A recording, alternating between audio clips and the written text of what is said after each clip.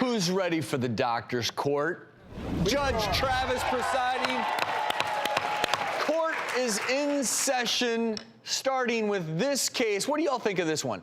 A 59-year-old Alabama man is now $7.5 million richer after a lawsuit claimed he tripped and broke his foot and hip while buying a watermelon at his local Walmart.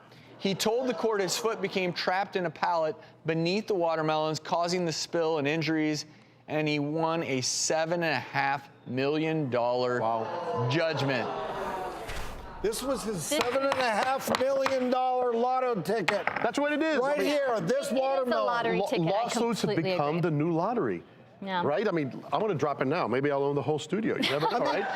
But my point That is, seems like a high judgment. I guess these were being stored on one of those moving pallets. On a pallet, exactly. Which you've all seen. He caught his foot under the pallet. Now, any Who does one of that? us, if we stubbed our toe or caught our foot in the pallet, would we have even said, oh, it's sore, it'll go away? did the watermelons fall on his foot after he got it stuck in the pallet? Apparently he broke his foot in some context, and his lawyer alleged that he used to play basketball 3 times a week. Now he needs a walker. It's absolutely changed the quality of his life. But I just think that this is going to incite more and more ridiculous nuisance lawsuits. And people need to also take some personal responsibility when we injure ourselves or something goes wrong. Well, you should be. I have no complaints with someone being compensated appropriately. Negligence. Right. Well, for all the medical bills, lost work, making someone whole again.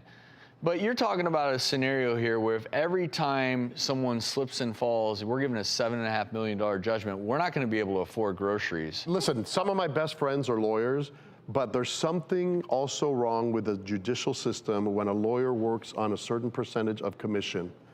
You know? Right, that lawyer's making That lawyer's making 30% of that. Of course, yeah. Can you, So he can you has an imagine? incentive to. Sure. Can you imagine if we course. got a percentage of the net worth of people whose lives we save? You know, there's a lot of things we got to think about here, but And you it can all get into the started health with an profession, innocent. too, with nuisance lawsuits, not just against In physicians, states but with- hospitals, right. institutions. In states where they have put caps, you know, malpractice lawsuits and nuisance lawsuits, the number of lawsuits goes way, way down. And it tells you that a lot of lawsuits are just basically, you're rolling the Well, dice. Why here's not? the sad reality when it comes to negligence lawsuits. Oftentimes, the people who deserve it the most don't get what they deserve. And I think that's the big takeaway for me here, which is if you're injured and there's negligence, you deserve to be taken care of. And sadly, what happens is there's a few of these glaring lawsuits that make the headlines. Meanwhile, other people out there who do hurt themselves, a lot of times they in obscurity struggle, don't get the help they need. What I would love to see is just some sort of system in place, almost, courts in place where you could just make sure people are appropriately compensated when something like this happens, so it doesn't become this adversarial watermelon type of relationship, because apparently Walmart still maintains the display is not dangerous. And I think, could be wrong on this one, but I want to say these same displays are still out there.